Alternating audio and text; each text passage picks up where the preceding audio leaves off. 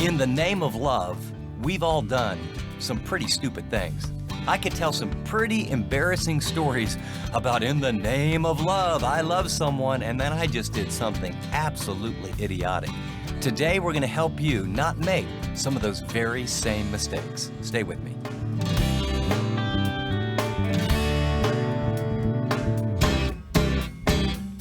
Welcome to this edition of Living on the Edge with Chip Ingram. The mission of these daily programs is to intentionally disciple Christians through the Bible teaching of Chip Ingram. Well, in just a minute, he'll continue our series, Spiritual Simplicity, by explaining how love can be great for relationships, but without the proper boundaries, it can also be really damaging. So let's learn more about that. If you have a Bible, turn now to 1 Corinthians chapter 13, as we join Chip for today's talk, In the Name of Love. Has anyone noticed that each of the titles of the messages has been the title of a song? Have you picked that up, right? You know, we had Tina Turner, What's Love Got to Do with It? All You Need Is Love. And, well, I'm kind of on a roll. So this is going to be the title of a song. And what I love is that some of the songs I had to preface it with, like if you were born, you know, maybe you've heard this on an oldie station.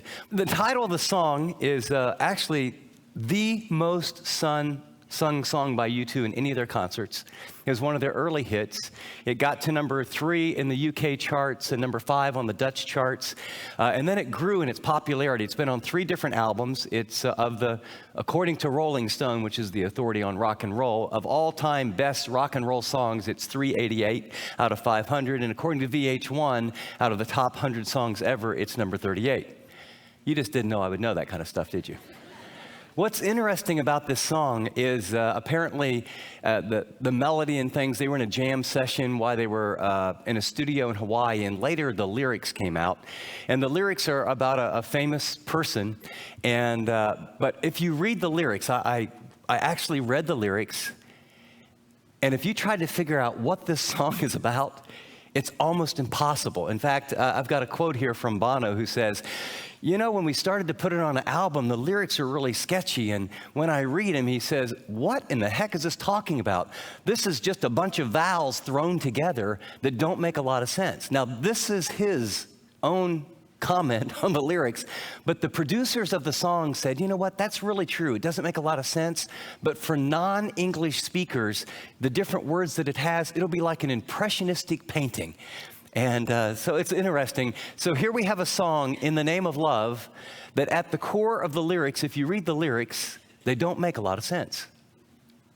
And you're thinking, okay, Chip, you really need to make the connection here soon about what this has to do with, you know, living simply. Here's what hit me. All of us, in the name of love, do things that don't make sense. I mean, in the name of love, sometimes we do very, very good things, but they just don't make sense. And so I came across, here's a little poem, if you'll get your notes out. On the very front, here's some things that in the name of love, and by the way, there's no criticism here. This is like genuine, sincere, in the name of love. I really want to do what's best. I really want to care for people. I want to be a good person. But in the name of love, we give and give and give some more, yet still feel guilty for not giving more. In the name of love, we get up early and come home late, leaving little time or energy to relate. In the name of love, we're always on the go, but love requires the gear of slow. In the name of love, we start them early, so they'll be a star, and then we spend our weekends in the car. In the name of love, we buy them computers and fancy phones, only discover they feel all alone. In the name of love, we celebrate their role on the traveling team and wonder later why at church they're rarely seen. And in the name of love, we make success what we reward, but show little passion for God's word. Now, if you went through that, what I can tell you is there's a lot of, you know, look at the first one. Isn't it good to be giving and generous? Well, yeah. And the second, isn't it good to work hard, get up early, and if you have to stay late? Yeah. Well, isn't it good to be on the go and be active? You don't be a couch potato, right? That's a good thing.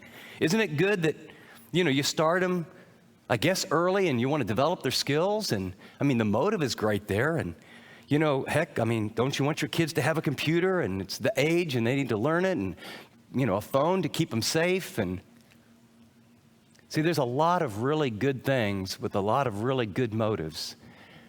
that if the means becomes the end, or if there's a little shift over time, in the name of love, in our minds and hearts and motives, we often think we're doing some really good things that produce some really bad results. And that's the question I want to address this morning here in part 4. Why do so many good things so often result in so many bad lives? And what we're going to learn, we're going to discuss today, in each of this, the Apostle Paul in 1 Corinthians chapter 13, he's addressing a very high capacity, very gifted, very cosmopolitan, metropolitan church that is very immature, that is very selfish, that has lots of conflict, and is very unloving. And so all of chapter 13 isn't some beautiful poem about love. He addresses how they hurt one another. He addresses how they deal with differences. He addresses, this whole idea of what happens when you fail. And now he's going to talk to us about how love responds to misplaced priorities. I want to do a quick review before we talk about how love responds to misplaced priorities, because the whole issue, I'm getting emails from people that are so encouraging. I got an email from a lady who said, I just want you to know I had a number of opportunities this week to absorb a blow when people hurt me and respond with a hug. I got email from someone who said, you know something, I had a situation this week where all the circumstances kind of look like, wow, really bad stuff happening, and I chose to believe the best about this person's motives. And so let's do a quick review, because the issue isn't someday, some way that we try to be more loving. These are the kind of things we have to practice in real time. Situation number 1 is, how does love respond to hurts? The truth is, love is patient and kind. The practice we learned is when you're hurt, wounded, rejected, or ignored, love, remember the pillow, absorbs a blow. It's not fair, it hurts, you rejected, but then by God's grace, returns a hug. Situation number 2 is how love responds to differences. The text says love doesn't envy, it doesn't boast, it's not rude, it's not self-seeking, it's not easily angered, it keeps no record of wrongs. The practice is love celebrates differences. And remember the principle about loving? Love refuses to compare. Anytime you compare yourself with another person in any area, it always leads to carnality. You are who you are in the station you are in the season you're living by the grace of God. If I compare upwardly, I'm prone to envy. If I compare downwardly, I'm prone to arrogance. Love chooses to do neither, but celebrates. That's where they're at. That's what they have. That's how they're made. That's their gifts. That's their season. Third situation is, how does love respond to failure? The truth was verses 6 through 8. Love does not delight in evil, but rejoices in the truth. It always protects, it always trusts, it always hopes, it always perseveres. Love never fails. The practice is, love responds to failure, remember, with both truth and grace. When people fail you, when your mate fails you, when your best friend fails you, when people don't show up, when you fail other people, when you fail God, love, this is how it responds. It doesn't put it under the rug. It doesn't act like it doesn't happen. It doesn't stuff it down. It doesn't pay them back later. Love responds with truth. This is the truth about that failure. It's very real. It was very painful, and it was wrong. And it also responds with grace. And I still care about you. And I want to forgive you. And this can be made whole. And so we learned that the practice of giving truth and grace was about bearing all things, believing all things, hoping all things, and enduring all things. Now the Apostle Paul is going to address these Corinthians because they are self-centered. They are more concerned about who does what and who has what. And their priorities in the church are absolutely out of whack. They are so into, in some cases, my needs that they're suing one another. They're so interested in being first and being out front that they're doing some spiritual practices and literally just dissing other people. They're in this deal where their priorities, they're exalting some of the gifts and exalting some of what is supposed to be in the church that God talks about, but they put it up here, and the things that really matter, they're totally neglecting. And so the Apostle Paul is going to write to him, situation number 4, how does love respond to misplaced priorities? You can jot that in your notes if you would. And he answers, here's the truth. Love never fails. Where there are prophecies, they'll cease. Where there's tongues, they will be stilled. Where there's knowledge, it'll pass away. Then he gives us the reason. For we know in part and we prophesy in part, but when the perfection comes, and put a circle around perfection, will you? We'll come back and address that. When the perfection comes, the imperfect disappears. And now he gives us an illustration. He's going to give us some help about how to get your priorities in order. He says, when I was a child, I talked like a child, I thought like a child, and I reasoned like a child. When I became a man, I put away childish things. In your notes, will you underline the word talked, underline the word think, and underline the word reasoned? There are three key verbs. Now we see but a poor reflection as in a mirror, then we shall see face to face. Now I know in part, then I shall know fully, even as I'm fully known. And now these three remain, faith, hope, and love. But the greatest of these is love. Now, it is poetic, it is beautiful, it is on plaques everywhere in the world. It is said at weddings. It's said in kind of romantic settings. But you need to understand what he's addressing here is not sort of a foo-foo, ooey-gooey, how to feel about one another. He's correcting misplaced priorities in a church. And he's giving them very clear guidelines about what's really important and how to get some of those things. Even, I'm just going to assume the best of the Corinthians. I'm going to assume they really wanted to do the right thing. But just like in the name of love, we do things that are kind of silly and stupid and don't get us there, so did they. And so the practice here is love ruthlessly refuses to allow temporal good things to crowd out the eternal best things. And will you put a box around? I chose these words very carefully. Ruthlessly refuses. Put a box around that phrase. And I want to give you a little warning.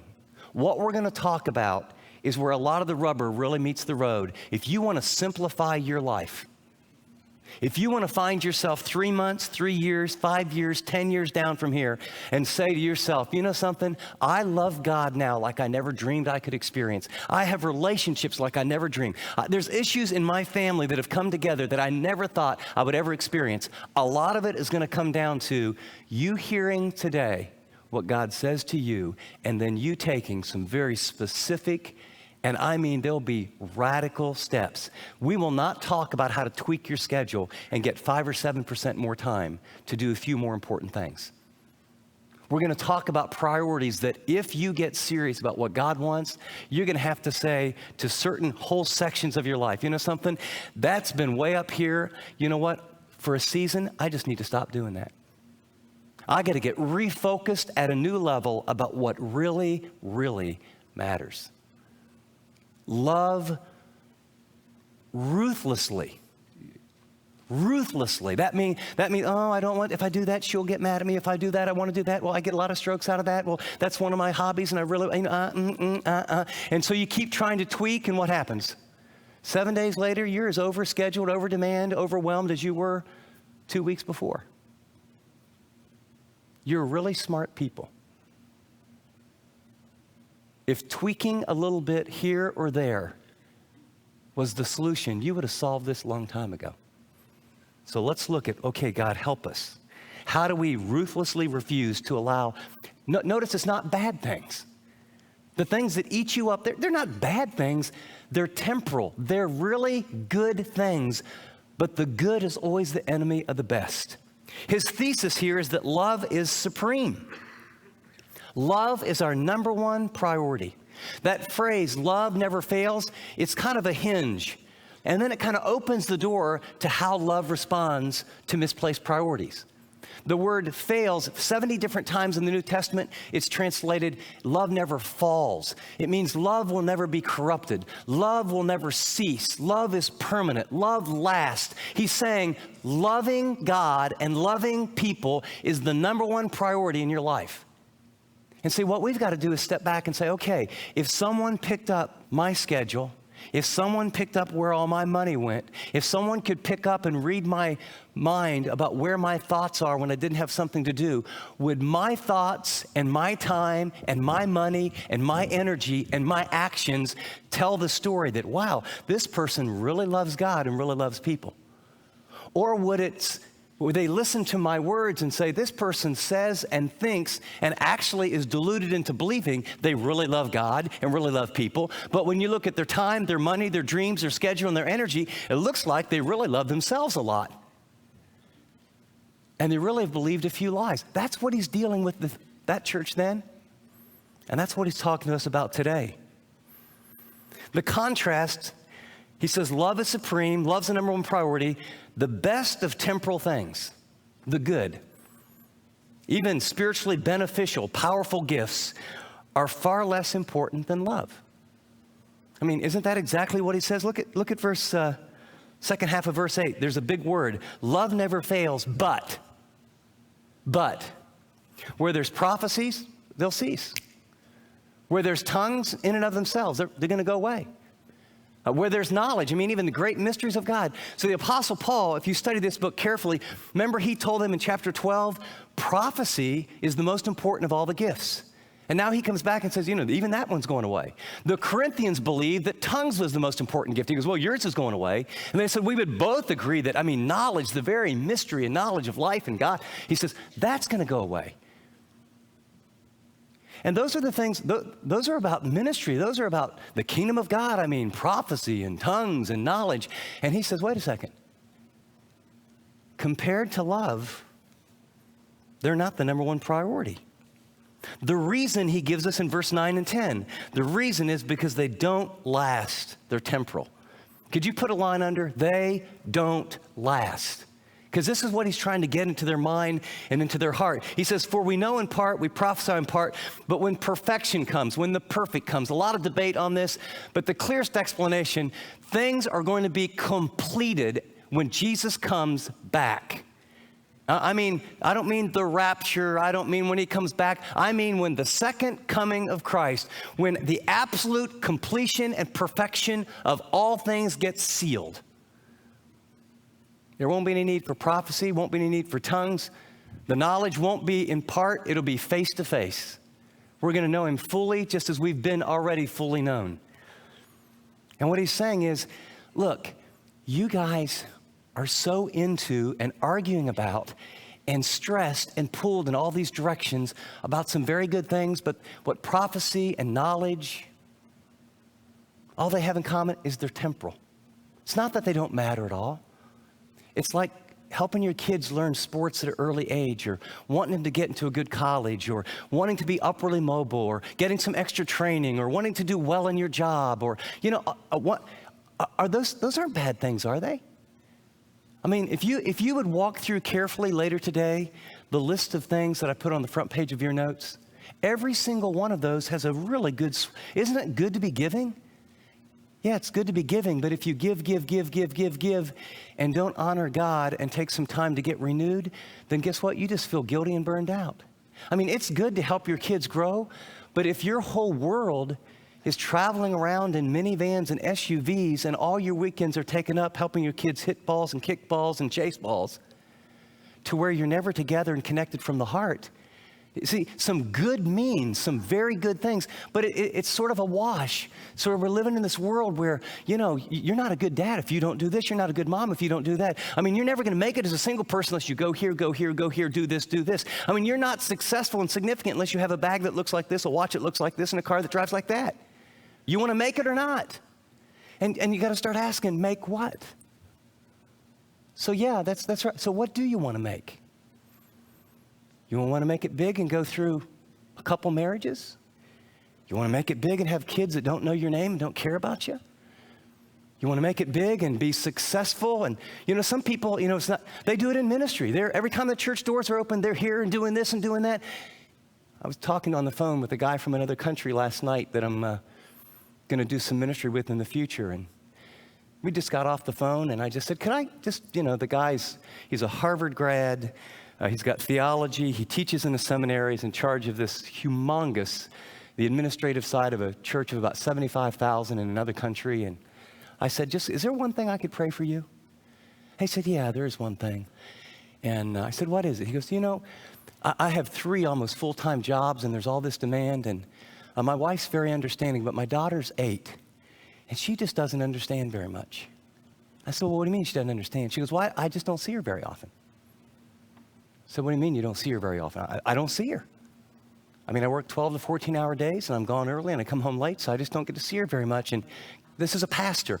And I know that's not right, and it's always followed by this, but. And I said, when I'm going to be in your country, in the near future, and why don't you and I get some time? I've kind of lived where I was tempted and struggled with some of those things. I have 4 kids, and let's make that part of our little time together. Now, I didn't tell him, buddy, I'm going to build a little trust with you, and I'm going to spiritually kick your rear end as hard and as long as I can. And I'm going to look you in the eye and say, do you understand how good things, very good things, in the name of love, produce some really bad lives? I'll tell you, he's going to have a little girl that doesn't like God, let alone love God, and will wonder why the church or God took her daddy away from her. And some of you are going to have kids that wonder why the name of your company did that, or your drive did that, or golf did that, or your hobby did that, or the speed of your life did that, or just because your kids say, I want, please, please, yeah, and you cave into them, guess what? You can give people what they want, but if you don't give them what they need, they like you for giving them what they want now, then they hate you later for not giving them what they need. That's the difference between parents and kids. A picture that helped me with this was a guy named Jim Dethmer gave a message that really helped me, and he had an illustration that I'd like to just steal. Because, there's part of this theological, when you say, what do you mean they'll fade away, they don't matter? It's not like those good things you're doing don't matter. It's not like ministry doesn't matter. So what's it mean? What's the picture? And I love the illustration he gave. He said, imagine that we were having a big party, everyone in the church, big party, all the services coming together, and, we rent a park, and, we're going to have ice cream, and we're going to have food and a barbecue, and we're going to celebrate, and there's going to be great music. And so we get like 4 or 5 of our best artists, and we want you to create a sculpture that, gives glory to God, that just magnifies the artistic talent and ability that you have. And here's this big room. It's about, 30 feet by 40 feet, and this big block of ice, and they're in there with chainsaws, and so they work for weeks, and then they put it on these rollers, and we're thousands of us, and we're having music, and here it is, this beautiful fountain, and it's out in 100 degrees, and who knows, maybe we could have chocolate coming out of it or something, but there's swans, and it's just an amazing deal, right? And we stop, and all of us are going, wow. What can you believe? Man, unbelievable. Do you see? That is the most amazing. How do they do that with ice, right? We're all just like this. 3 hours later, the party's over. What they did was wonderful. Their energy was wonderful. We appreciated it. But 3 to 4 hours later, some of us are volunteering, cleaning up the chairs. We're picking up the paper. The swan only has 1 arm. The thing's melting. By dusk, a handful of us are just cleaning up, and where that beautiful ice sculpture used to be, there's just puddles of water. See, it's not that what you are doing or what I'm doing doesn't have any value. It's that it doesn't have any value that lasts. And there's some of us that'll stand before the judgment seat of Christ, and I just say this from God's loving heart to you as a warning. And you will spend your time and your energy doing very good things that you think with all your heart are in the name of love in your relationships, in your families, and in your work. And you'll get near the end of your life, or worse, by the time, if you have a family where your kids are grown, and what you'll look back on is just pools of water that have no significance, that are going nowhere, and you wish you could turn back the clock. Before we even go on in today's broadcast, I just want to stop and I want to ask you, what aspect of your life is like the ice sculpture?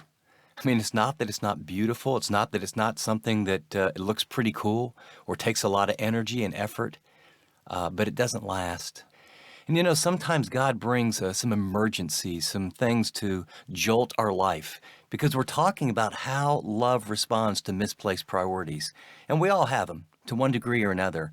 And after many years of being a pastor, I have a pretty good rhythm of my life in terms of priorities and when I study and what I do. But I'm like everybody else. You know, you get tired and you slip into patterns where you watch a little too much TV or, you know, kind of go into a little denial and spend a little more time on a hobby doing this or that. And it was interesting. As soon as I found my wife had breast cancer, it was like I know I needed to simplify and not stop doing things that were wrong, but I just knew, you know, for this season, I just don't want to watch any TV. For this season, I decided to, you know, I have my devotions in the morning. For this season, I decided, you know, before I go to bed, I'm just going to read through the Gospels. I need to draw near to God. I need to purify and clarify. And I believe that's what God's saying to some of you. So let me ask you, how much time goes into hobbies? How much time is pursuing more money and more work? And what's that going to look like later? Or how many of you are just, I mean, overdosed on how good you're going to be at this sport or that sport or your SAT scores or what school that you go into? Not sinful or bad or in and of itself, but what does that produce in the long haul if it consumes your heart and your life? I mean, how much time goes into fantasy football and passing on YouTube funny things to other people? How much of our life just is consumed with playing and eating and watching and not asking the big question, why am I here? What am I to accomplish? Am I rightly aligned with God? Do I have peace in my heart? And am I loving people around me? The word amuse means against, and muse means to think. Amusement means to not think. And as someone has rightly said in our culture, we're amusing ourselves to death. Let me encourage you to take stock today to evaluate where your priorities are, and then make one specific step toward clearing the decks for some extra time with God to get some clarity from Him. Thanks for the reminder, Chip.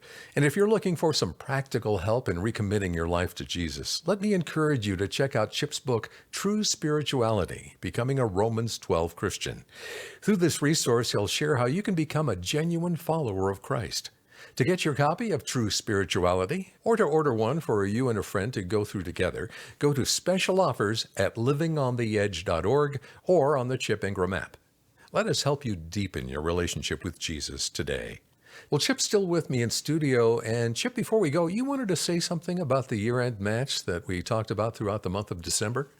Well, Dave, I just wanted to pause. I mean, to really pause and tell you from the bottom of my heart, thank you.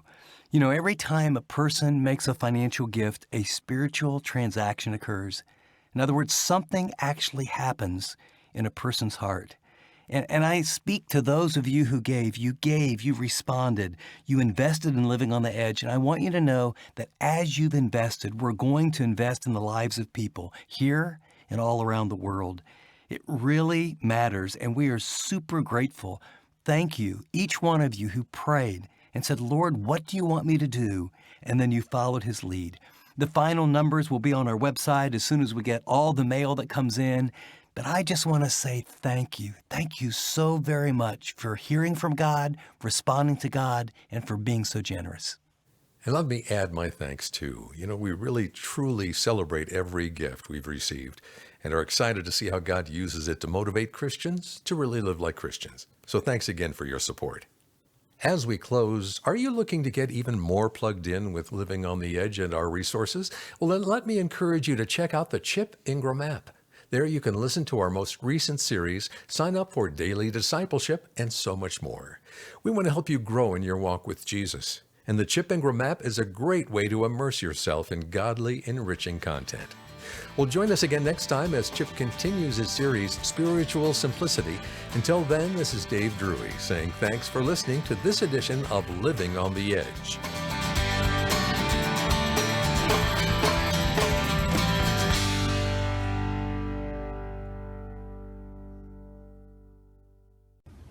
Thanks so much for watching this video.